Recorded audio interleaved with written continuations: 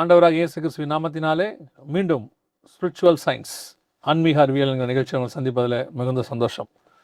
ஒவ்வொரு முறையும் நாம் கூடி வரும்பொழுது நிறைய விஷயங்களை பற்றி டிஸ்கஸ் பண்ணுறோம். குறிப்பாக அந்த தியாலஜி அப்படின்னு சொல்லக்கூடியதான இறையியலை குறித்து நம்ம பார்த்துக்கிட்டே வரோம். அதில் நிறைய பகுதிகளாக ஒவ்வொன்றாக பார்த்துக்கிட்டே வரோம். இன்றைக்கும் வேறொரு காரியத்தை குறித்து நம்மோடு சகோதரர் ரூபன் வந்திருக்கிறாங்க. அவங்க டிஸ்கஸ் பண்ண போகிறோம். அதுக்கு முன்னாடி நம்ம எப்பவும் சொல்கிற மாதிரி பிரதருடைய சேனல், நிறைய பேர் வந்து அந்த சேனல் சரியாக புரியல அப்படின்லான்றீங்க. கீழே லிங்க் கொடுத்துருக்குறோம். அது மட்டும் இல்லை, நம்ம சேனலை பற்றி கீழே இருக்குது, நீங்கள் போய் பாருங்கள், பிரயோஜனமாக இருக்கும். Praise Lord. எப்படி இருக்கீங்க? நல்லா இருக்கு. நீங்கள் எப்படி இருக்கீங்க? கர்த்தரோட கிருபை, நல்லா இருக்கிறோம். கமெண்ட்ஸ் எல்லாம் பார்க்குறீங்களா கீழே? ஆமாம் பார்த்துட்ருக்கேன். என்ன சொல்கிறது கமெண்ட்ஸ் எல்லாம் எப்படி படிக்கும்போது உங்களுக்கு என்ன ஃபீல் ஆகுது?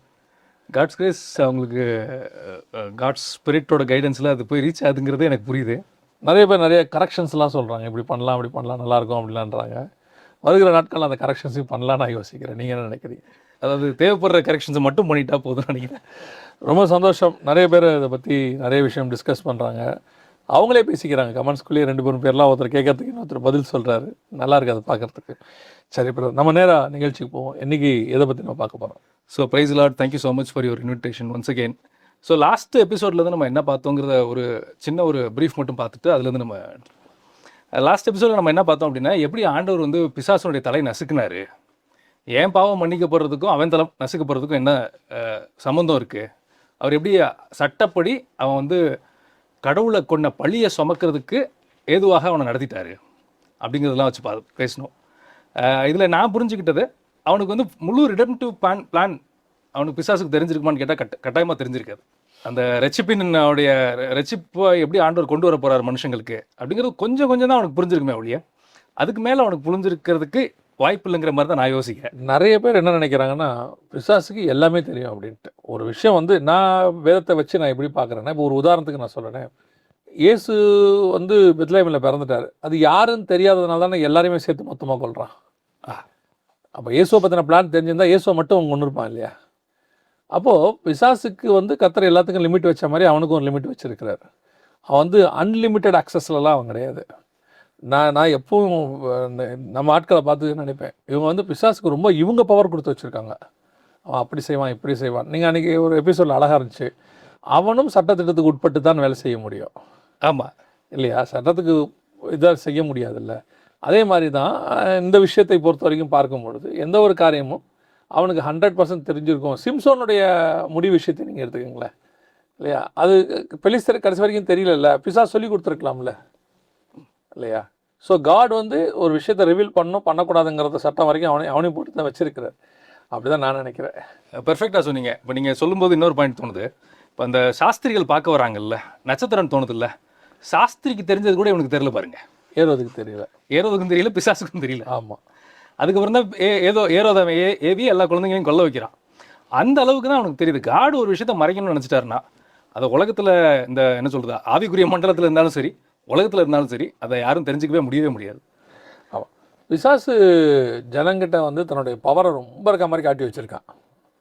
ரவுடி வந்து பயங்கர உள்ளுக்குள்ளே பயங்கர பயந்த கொள்ளியாக இருந்தாலும், ஜனங்க எதிரில் அப்படி பயந்துமா அப்படி நடந்து வரும்போது, 4 பேரோட கூட வரும்போது அப்படி பார்க்கும்போது ஜனங்க பயப்படுவாங்கல்ல. ஆனால் அவங்களுக்கு தெரியல, எந்த ரவுடியாக இருந்தாலும் போலீஸுக்கு பயப்படுவான் இல்லையா? பயந்து ஓடுவான்ல. அப்போ நம்ம தேவனோட கம்பேர் பண்ணும்போது அவன் ஒன்றுமே இல்லை தானே. அப்போ ஜனங்க நிறைய நேரத்தில் இவங்க என்ன நினச்சிக்கிறாங்கன்னா, இவங்க நினைக்கிறதெல்லாம் அவனுக்கு தெரியும், ஃப்யூச்சர் தெரியும். அவனுக்கு ஃப்யூச்சர் தெரியாதுங்கிறத நான் நிறைய விஷயத்தில் கண்டுபிடிச்சிருக்கிறேன் இல்லையா?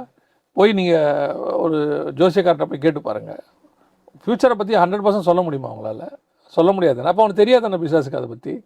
அதுதான் நான் சொல்லுவேன். அதாவது காடு மறைக்கணும்னு நினச்ச விஷயத்த அவனால் வாய்ப்பு இல்லை. அவன் நீங்கள் சொல்கிற மாதிரி அவன் கொடுத்துருக்க ஹைப் தான் அது, வேறு ஒன்றும் அது கிடையாது.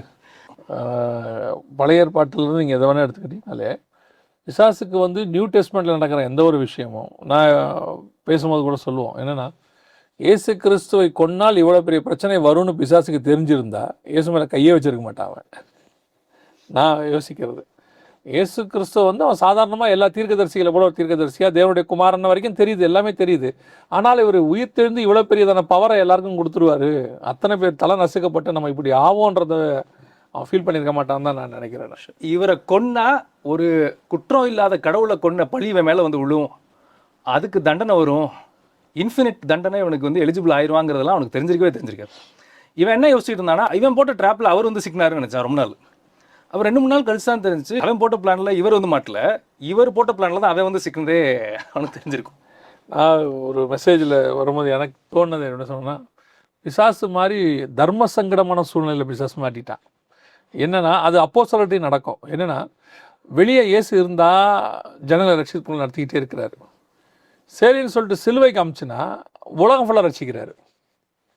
அதே மாதிரி அப்போஸ்தலர் பாருங்க, ஜெயிலுக்குள்ளே தூக்கி வச்சா ஜெயிலுக்கு அது திறந்துடும், அவங்கள அடைச்சி வைக்க முடியாது. வெளியே விட்டால் அத்தனை பேர் 5000 பேர் 3000 பேர் ரட்சிக்கப்பட்டுக்கிட்டு இருக்காங்க. இவங்களை என்ன செய்யறதுன்னே பிசாசுக்கு தெரியாது. வெளியே விட்டால் 5000 பேர் ரட்சிக்கப்படுவான், உள்ளே போட்டால் ஜெயில் கூட கதவை உடச்சிக்கிட்டு அதை தானே திறந்துடும். சரி, அப்படியே மீறி ஈரிய காவல்கள் போட்டால் ஜெயில் தலைவர் ரட்சிக்கப்பட்டுருவான். இவங்களுக்கு என்ன பண்ணுறதுனே தெரியாது. ஸோ பிசாசுக்கு வந்து எதுவுமே அவ்வளோ சுகத்தில் இவங்களை அப்படி பண்ணாங்க அதெல்லாம் அவனுக்கு ஒன்றும் தெரியாது. கொல்லவும் அழிக்கவும் வருகிறான். அவனோட டார்கெட் ஒன்றே ஒன்று, இவங்களை எப்படி நரகத்துக்கு கொண்டு போகலாம், அவ்வளோதான் விஷயம். பிரில்லியன்ட்லாம் அவன் கிடையாது. பிரில்லியண்ட்டாக இருந்தால் அவன் இந்த வேலையை பண்ணியிருக்க மாட்டான். பிரில்லியண்ட்டாக இருந்தால் அவன் ஏன் தேவனை எதிர்க்கிறான்? இப்போ இதை ஒரு இன்ட்ரடக்ஷனாக சொல்லிவிட்டு அடுத்த இப்போ இதுக்குள்ளே போவோம். இவங்க என்ன யோசிக்கிறாங்கன்னா, ஒரு சாரார் இப்போ நம்ம பேசும்போது இப்போ வந்து இதை பற்றி பேசிகிட்டு இருக்கும்போது ஒரு சாராருக்கு என்ன பெரிய கொஸ்டின், அவங்களால ஏற்றுக்கவே முடியாத ஒரு விஷயம் என்ன அப்படின்னா, கடவுளை எப்படி மனுஷன் கொல்ல முடியுமா, அது எப்படி கடவுளை கொல்ல முடியும் அப்படின்னு கேட்டால் அவங்க இன்னொன்று கேட்பாங்க. நான் ஒருத்தர்கிட்ட முந்தைய ஒரு டைம் சொல்லியிருக்கேன். நான் ஒருத்தர்கிட்ட பேசும்போது அவர் வந்து ஏன் நீங்கள் வந்து இந்த சாட்சி சொல்கிற கூட்டத்தில் போய் சேர்ந்தீங்க அப்படின்னு சொல்லும்போது அவருக்கு வந்து பேசினவங்க ஒருத்தர் சொல்லியிருக்காங்க, இங்கே பார்த்தீங்களா ஏசு கிறிஸ்து யாரையோ பார்த்து ஜெபம் பண்ணார், இப்போ இவரோட அவர் தானே பெரியவர், இவரே அவர் கடவுள்னு கூப்பிடுறாரு, இவர் எப்படி கடவுளாக இருப்பார் அப்படிங்கிறது தான் இவங்க கேட்குற கொஷின். 2 கொஷின். ஒன்று வந்து ஜெபம் பண்ணுறதுனால இவர் கடவுள் இல்லைங்கிற ஒரு ஸ்டான்ஸுக்கு இவங்க வராங்க. இன்னொன்று வந்து பார்த்தீங்கன்னா, கடவுளை எப்படி சாகடிக்க முடியும், கடவுளை எப்படி மனுஷன் கொல்ல முடியுமா அப்படிங்கிறது வந்து இந்த பீப்புளுக்கு புரிஞ்சிக்கவே முடியல. நிறைய நான் நம்ம விளக்கம் பார்ப்போம். நான் எப்படி ஃபீல் பண்ணேன்னா, ஆவிக்குரிய கண்ணு திறக்காமல் இதெல்லாம் தெரிய வர வாய்ப்பே இல்லைன்னு நான் நினைக்கிறேன். கர்த்தர் எவனுக்கு வெளிப்படுத்த சித்தமாக இருக்கிறாரோ அவனுக்கு வெளிப்படுத்துகிறார். சிலருக்கு வந்து இப்போ நம்ம எக்ஸ்பிளனேஷன் கொடுப்போம், அதை கூட ஒரு சில ஆர்கியூமெண்ட் தான் பண்ணுவாங்க. நான் பார்க்குற அளவுக்கு நான் சொல்கிறேன். இப்போ அப்போ கர்த்தரோட இருதயம், கர்த்தர் யார் இருதயத்தை திறக்கிறாரோ அவங்களுக்கு அது ஈஸியாக போகுதுன்னு நான் நினைக்கிறேன். ட்ரூ, நீங்கள் சொல்கிறது ட்ரூ. அதாவது நீங்கள் இதுக்கு எர்லியராக பார்த்த மாதிரி ஒரு சில விஷயங்கள் அவர் ரத்தம் சிந்தினாதான் ரிடப்ஷன் கொண்டு வரணுங்கிற காரணத்துக்காக ஒரு பலியான ஒழிய யாரோ இவரை ஏமாற்றி கொலை பண்ணியோ இல்லாட்டி வந்து இவங்க பிளானில் அவர் சிக்கியோ அப்படிலாம் அவர் சாகவே இல்லை. That is a perfect plan of God. ரொம்ப தெளிவாக சொல்லிகிட்டே இருப்பார். நான் போவேன், இப்படி அடிப்பாங்க, என்ன உதப்பாங்க, ஒப்பு கொடுப்பாங்க, 3ஆம் நாள் உயிரோடு எழுந்திருப்பேன். அதாவது இவர் வந்துட்டு அது ஒரு பிளானுங்கிறத அவர் ரொம்ப அழகாக செய்வார். அதை இவங்க புரிஞ்சுக்கிட்டாங்கன்னா அதை யோசிக்க மாட்டாங்க. இப்போ இந்த ஜெபத்துக்கு வருவோம். இந்த ஜெபத்துக்கு வர்றதுக்கு முன்னாடி நம்ம வந்து ஜெபம்னா என்ன, ஒருத்தவங்க சொல்கிறாங்க, சில பேர் கேட்குறாங்க, கடவுளுக்கு தான் நம்மளுக்கு நடக்கிறது தெரியும்ல, நான் ஜெபம் பண்ணால் தான் அவர் வேலை செய்வாரா?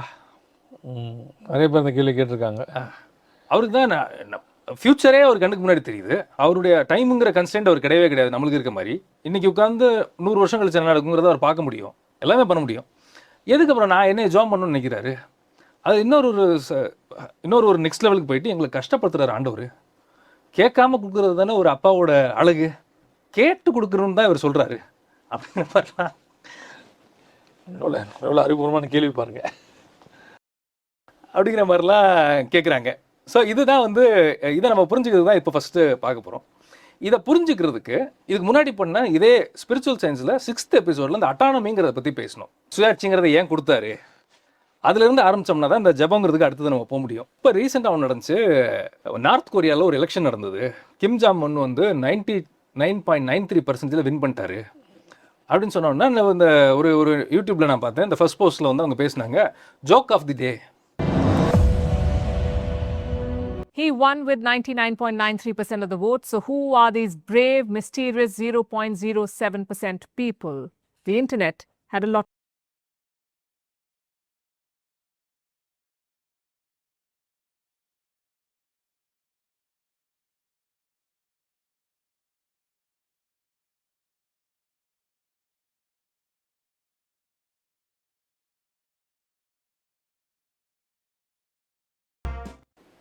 ஏன் அப்படின்னா அந்த எலெக்ஷனில் அவர் மட்டும்தான் இருப்பார்.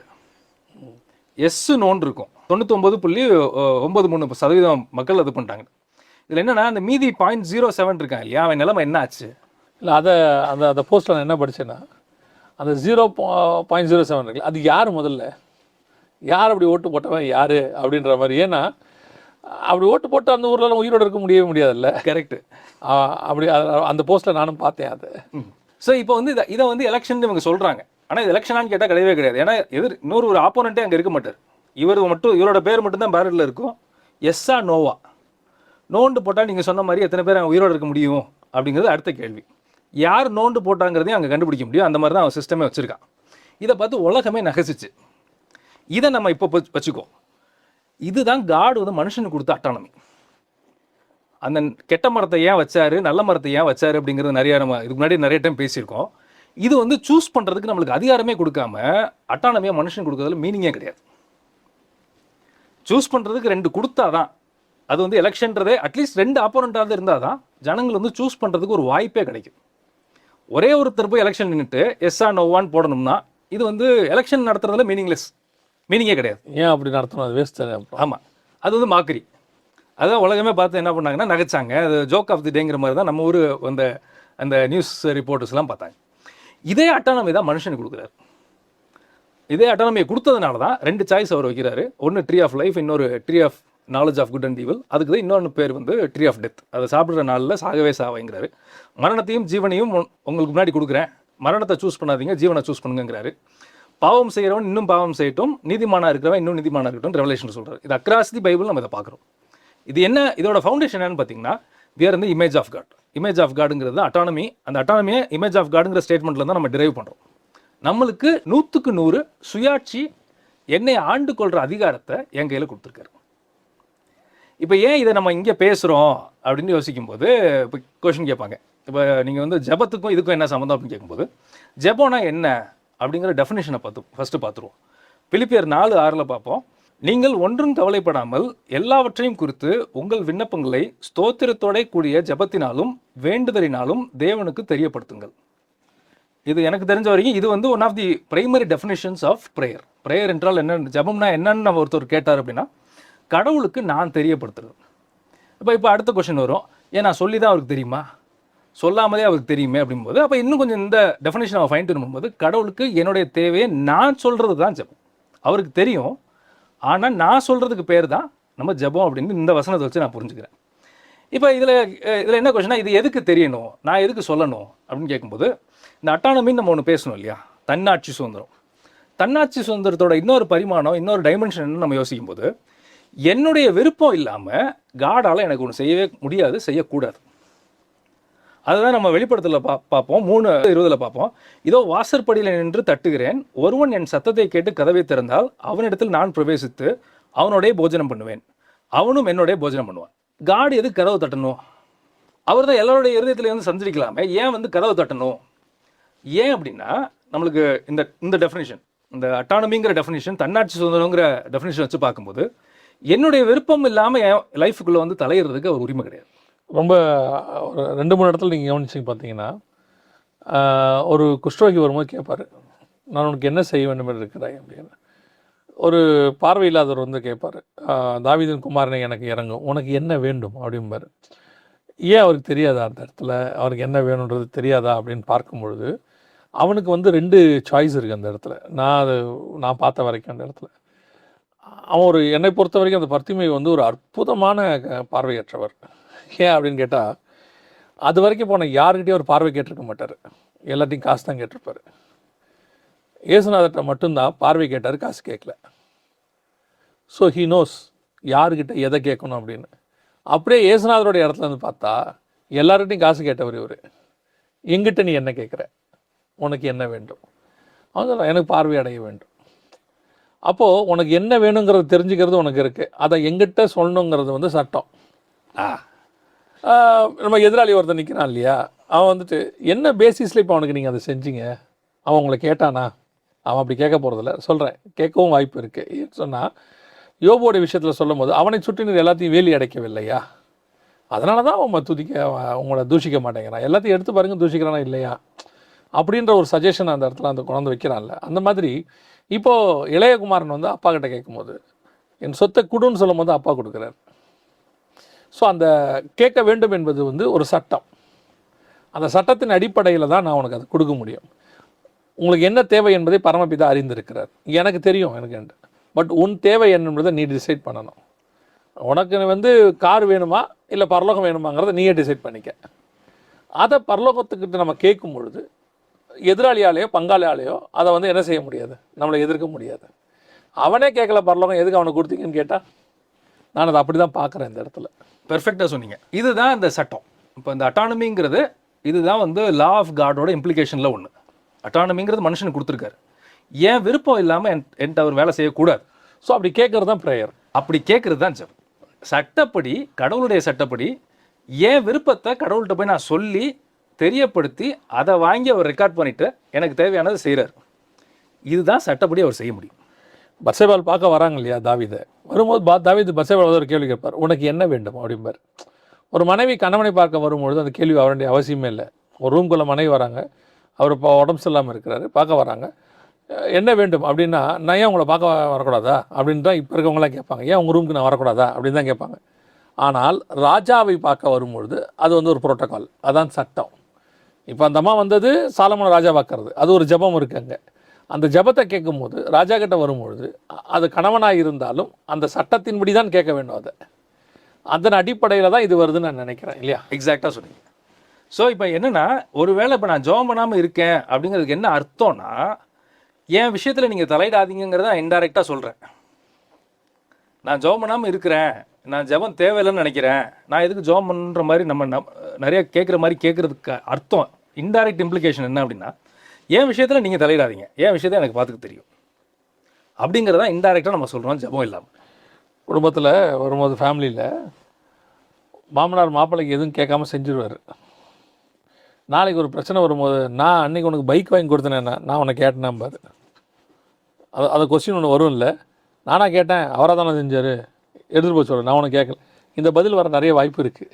இதை நீங்கள் இதோ ஒரு ஜுடிஷியராக எடுத்துக்கங்க. இப்போ வந்து ஒரு போலீஸ் ஸ்டேஷனுக்கு போகிறாரு ஒருத்தர், 2 பேர் இருக்காங்க, ஏன்னு ஒருத்தர் இருக்காரு, பீண்டு ஒருத்தர் இருக்காரு. இவங்க 2 பேருக்குள்ள பிரச்சனை. போலீஸ் ஸ்டேஷனில் போய் அந்த இன்ஸ்பெக்டரை பார்த்தோம், அங்கே சப் இன்ஸ்பெக்டரை பார்த்தோம், எல்லா பிரச்சனையும் சொல்கிறாங்க. அடுத்து அவர் என்ன சொல்லுவாருன்னா, எழுதி கொடுங்க அப்படிம்பார். ஒருவேளை அவர் எழுதி கொடுக்காம இவங்க ஏதோ ஆக்ஷன் எடுத்து திரும்ப அதே இவங்க 2 பேரும் பிரச்சனை சால்வ் ஆகிட்டு, நான் தான் எழுதியே கொடுக்கல, நீங்கள் எப்படி ஆக்ஷன் எடுத்தீங்கன்னு கேட்டால், நாங்கள் எங்கே சொன்னோன்னு கேட்டால் அதுக்கான ஒரு ப்ரோட்டோகால் வேணும் இல்லை? அது ஆமாம், இதுதான் வந்து கடவுளுடைய சட்டம். ஸோ காட் ஒரு விஷயத்தை செய்கிறதுக்கு நம்ம கிட்டேருந்து ஒரு ரெக்வஸ்ட் போக வேண்டியதாக இருக்குது. அவர் அப்ரூவ் பண்ணி திரும்ப கொடுக்குறதுக்குமே ஒரு ரெக்வஸ்ட் நம்ம சைட்லேருந்து போக வேண்டியதாக இருக்குது. அதற்கு பேர் தான் ஜெபம். இதில் தான் இன்னொன்று நம்ம பார்ப்போம். இதில் சில பேர் சொல்லி நம்ம நிறைய நேரம் கேள்விப்பட்டிருப்போம், திடீர்னு உங்களுக்காண்டி ஜெபம் பண்ண சொன்னார் பிரதர் அப்படின்னு சில பேர் யாராவது ஒருத்தர் சொல்லுவாங்க. இதில் நம்ம யோசிச்சு பார்த்தோன்னா, காடுக்கு அவருக்கு தேவை ஒன்று இருக்குங்கிறது தெரியுது, அதுக்கு எதுக்கு இன்னொருத்தரை பார்த்து ஜெபம் பண்ண வைக்கணும்? இந்த மாதிரி ஒரு இஷ்யூ ஆகுதுன்னு எனக்கு ஆண்டவர் காமிச்சாரு, அவருக்கு தான் தெரியுதுல, எது காமிக்கணும் அப்படின்னு கேட்டோன்னா, இந்த ஜெபத்தை வச்சு இந்த ஜெபத்தை ரெக்கார்ட் பண்ணிவிட்டு அதுக்கப்புறம் தான் அவர் ஆன்சர் கொடுப்பாரு. இதுதான் protocol, this is the law of God. Exactly. Heaven வந்து எப்படின்னா, பூமியிலேருந்து வரக்கூடிய விண்ணப்பங்களுக்கு பதில் கொடுக்கும். அது அதே நேரத்தில் எனக்கு தேவையான காரியங்களை இன்னொருத்தரை வச்சு ஜெபத்தை பண்ண வச்சு, நீ அவனுக்கு ஜெபம் பண்ணு அப்படின்னு சொல்லி அந்த ஜெபத்துக்கு பதிலை கொடுத்து, நான் அதை தான் சொன்னேன் இல்லையா ஆரம்பத்தில், நம்ம எதிராளி நம்ம பங்காளி என்ன செய்ய முடியாது, எதனால் இதை செஞ்சீர்னு கேட்கக்கூடாது. அவன் தான் கேட்கவே இல்லையா, அவனுக்கு ஏன் செஞ்சீங்கன்னு கேட்கக்கூடாது. இந்த ஜெபம் வந்துச்சு, இதுக்கு நான் ஒரு பதில் கொடுத்தேன் அப்படின்னு தான் அது வரணும். அதுதான் அதோடைய சட்டமாக இருக்குது. இதுதான் சட்டமாக இருக்குது. அதனால தான் நம்ம ரோமர் 8:26 வாசிக்கிறோம், அந்தபடியே ஆவியானவரும் நமது பலவீனங்களில் நம்மளுக்கு உதவி செய்கிறார், நாம் ஏற்றபடி வேண்டிக் கொள்ள வேண்டியது என்னதென்று அறியாதிருக்கிறபடினால் ஆவியானவர் தாமே வாக்கு கடங்காத பெருமூச்சுகளோடு நமக்காக வேண்டுதல் செய்கிறார். இப்போ இதை படிக்கும்போது இவங்க நினச்சக்கூடாது ஆவியானவர் வந்து மேலே ஹெவனில் உட்காந்து ஜோம் பண்ணுறாரு நினச்சக்கூடாது. ஆவியானவர் வந்து ஒரு மனுஷனுக்குள்ள வந்து அவன்கிட்ட இருந்து ஜோம் பண்ணி அந்த ஜபத்தை எடுத்துகிட்டு போய் அதற்கு தக்க பலனையும் ஆண்டவர் கொடுக்கறதுக்கு அவர் உதவி செய்கிறார். நான் என்னுடைய பர்சனல் எக்ஸ்பீரியன்ஸாக இங்கே சொன்னதுனால அது ஏன்னா பிரோஜனமாக இருக்கும்னு நினைக்கிறேன். டெஃபினட்டாக ஒரு ஏர்லி மார்னிங் நான் வந்துட்டு ஜோம் பண்ணிகிட்டே இருக்கும்போது என்னை வந்து ஆவியானவர் வர்ஷிப் கூட நடத்துகிறாரு. எனக்கு இந்த சாங் இதை பண்ணு, வர்ஷிப் பண்ணு இப்படின்னு சொல்லிகிட்டே இருக்கிறாரு. போயிட்டே இருக்குது வர்ஷிப். சாங்கை ஆண்டவரே சொல்கிறார், இந்த சாங் பாடு, இது பண்ணு, எனக்குள்ளது ஒரு இன்டென்ஷன் உள்ள வருது, உணர்வு சொல்கிறார். செஞ்சிட்டே இருக்கும்போது ஒரு நல்ல ஒரு ஸ்பிரிட்டில் ஃபில் ஆகி நல்ல ஒரு டங்ஸில் பேசி நல்லா போயிட்டே இருக்குது. அந்த நேரத்தில் எனக்குள்ளே இருந்த ஆவியானவர் சொல்கிறாரு, நான் ஒரு 2 இயர்ஸ்க்கு முன்னாடி கேட்ட ஒரு ப்ரேயர் ரிக்வெஸ்ட், இதை கேளு, இப்போ உனக்கு பதில் வரும் அப்படின்னு. இது வந்து என்னோடய பர்சனல் எக்ஸ்பீரியன்ஸ், நான் ஃபீல் பண்ணது. இதை இப்போ நீ கேளு, உனக்கு வந்து ஒரு பதில் வரும் அப்படின்னு. லிட்ரலாக அந்த ஒர்ஷிப்பை நிறுத்திட்டு நான் வந்து ப்ரேயர் ரிக்வெஸ்ட் வச்சேன். எனக்கு ஸ்பிரிச்சுவலி அது வந்து ஒரு பைபிள் சம்மந்தப்பட்டதான ஒரு விஷயம். அதை வச்ச உடனே அப்படியே எனக்குள்ள ஆவியில் ஒரு உணர்வு, நான் உனக்கு தந்தேன் அப்படின்ற வேர்ட். அதுக்கப்புறம் என் மினிஸ்ட்ரியில் உள்ளதான வித்தியாசங்களை நான் பார்க்குறேன். அப்போ என்னென்னா, ஆவியானவர் வந்து வாக்கு கடங்காத பெருமூச்சலோடு விண்ணப்பங்களை ஏறெடுக்கிறான்றது நம்மளை அவர் ஜெபத்தை செய்ய வைக்கிறார். இதை கேட்டால் பரலோகம் செய்யும். ஏன் ஆண்டவரே செய்ய மாட்டார்னா, இதுதான் ப்ரோட்டோகால் நான் நினைக்கிறேன். இதுதான் ப்ரொசீஜர். நீங்கள் எங்கே வேணால் எடுத்து பார்த்துங்க. ஃபார் எக்ஸாம்பிள், இது ஒரு இப்போ நீங்கள் சொன்னது ரொம்ப அழகான ஒரு பர்சனல் எக்ஸாம்பிள். நீங்கள் ஒருவேளை நீங்கள் 2 ஆஸ்பெக்டில் நான் பார்ப்பேன். ஒரு நாட்டில் வந்து ஒரு வெள்ளம் வந்துருச்சோ, இல்லாட்டி வந்து ஒரு இயற்கை சீற்றம் வந்துருச்சோ, யூஎனில் வந்து கொஞ்சம் ஃபண்டு வச்சுருப்பாங்க. யூஎன் டெவலப்மெண்ட் ப்ரோக்ராம், இந்த மாதிரி நிறைய ஃபண்ட்ஸ் இருக்குங்க. அந்த ஃபண்ட்ஸ்லேருந்து கொஞ்சம் உதவி செய்வாங்க. உதவி செய்யும்போது என்ன பண்ணுவாங்கன்னா, அந்த நாடு போய் அதில் ரெக்வஸ்ட் போடணும். ஃபஸ்ட்டு எங்கள் ஊரில் இந்த மாதிரி சீற்றம் வந்திருக்கு, அதை நாங்கள் இப்படி இவால்வேட் பண்ணியிருக்கோம், இந்த அளவுக்கு எங்களுக்கு ஃபண்டு கொடுத்துச்சுன்னா நல்லாயிருக்கும், கிடைச்சா நல்லாயிருக்கும். அது வந்து இந்த இப்போ இருக்க அந்த ஜனங்கள் போயிட்டு இருக்க பிரச்சனையிலேருந்து அவங்களுக்கு ஒரு சொல்யூஷன் கொடுக்குறது ஹெல்ப்ஃபுல்லாக இருக்கும் அப்படின்னு அவங்க ரெக்வஸ்ட் போடணும். அந்த ரெக்வஸ்ட்டை வாங்கி தான் அவங்க வந்து திரும்ப ஃபண்ட்ஸ் கொடுக்க முடியும். இங்கேயுமே நம்ம யூஎன் மட்டும் இல்லை, இப்போ இங்கே இருக்க புயல் அடிச்சது தமிழ்நாட்டில் வச்சுக்கோங்களேன், ஒரு குழு ஆய்வறிக்கையை வந்து அனுப்பணும். இவ்வளோ லட்சம் கோடி எங்களுக்கு வந்து இவ்வளோ கோடிகள் எங்களுக்கு சேதமாகிருக்கு அப்படின்னு ஒரு இதை அவங்களுக்கு அனுப்பணும் சென்ட்ரல் கவர்மெண்ட்டு. அதன் அடிப்படையில் தான் அவங்க வந்து செய்ய முடியுமே ஒழிய, எங்களுக்கு தான் புயல் அடிச்சது உங்களுக்கு தெரியாதா, நீங்கள் தரமாட்டிங்களா அப்படின்னு சொன்னால், மனிதாபிமான அடிப்படையில் செய்கிறது வேறு, அர்ஜென்ட்டுக்கு நான் செய்கிறது அது என்பது வேறு. அதே நேரத்தில் இவங்க கேட்டு அதுக்கான ஒரு விண்ணப்பத்தை கொடுத்து அதுக்கு அவங்க பதில் ரிட்டர்ன் பண்ணுறதுங்க தான் ப்ரொசீஜர். அதுதான் ஸ்டாண்டர்ட் ப்ரொசீஜர். அதே மாதிரி இங்கே ஒரு ஜட்ஜ் எடுத்துக்கோங்க. அந்த ஜட்ஜிக்கிட்ட போய் சொல்கிற அந்த மனுவை வந்து பார்த்திங்கன்னா ப்ரேயர்னு தான் போட்டிருப்பாங்க. ஓகே, அதுக்கு நம்ம வந்து அப்பீல்னு சொல்லுவோம், இல்லாட்டி விண்ணப்பம்னு சொல்லுவோம். ஆனால் அந்த ஷீட்டில் நம்ம அந்த ஜுடிஷியரி ஷீட்டுன்னு ஒன்று இருக்கும், அதில் தான் மனு எழுதி நம்ம லாயர் வந்து அவர் சப்மிட் பண்ணுவார் போய். அதுக்கு பேரை பார்த்திங்கன்னா ப்ரேயர். ஓகே, அந்த ஹெட்டிங்கே ப்ரேயர்னு தான் போட்டு கொடுப்பாங்க. அவர் வந்து தீர்ப்பு கொடுக்குறாரு, அதனால தான் மை லார்ட் அந்த டேர்ம்ஸ்லாம் அங்கே யூஸ் பண்ணுவாங்க. ஸோ இதே சிஸ்டம் தான் ஒருத்தர் போய் ஒரு ரெக்வஸ்ட்டை போட்டு அதுக்கு ஜட்ஜிக்கிட்ட தீர்ப்பு வருது. இதே சிஸ்டம் தான் பைபிளுக்கும். இது ஆக்சுவலாக பைபிள்லேருந்து ஒரு சிஸ்டம் நினைக்கிறேன் நான். பைபிளில் ஏன்னா ஆல்ரெடி ஒரு ஜுடிஷியரிலாம் உருவாக்குறதுக்கு முன்னாடியே பைபிள் இருக்கு இல்லையா, அப்போவே ஜெபங்கள் ஏறெடுக்கப்படுது. ஆபேலின் ரத்தம் என்னை நோக்கி கூப்பிட்டதுன்னு இருக்குல்ல, ஆமாம் இல்லையா, அப்போவே ப்ரேயர் வந்துருச்சு.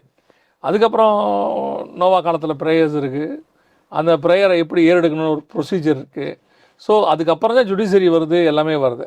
நான் மேக்ஸிமம் 99% நான் பார்த்த வரைக்கும் சொல்கிறேன், பைபிளோடையதான இன்ஸ்பிரேஷன் இல்லாமல் எதுவும் இருக்கிற மாதிரி எனக்கு தெரியல இதில்.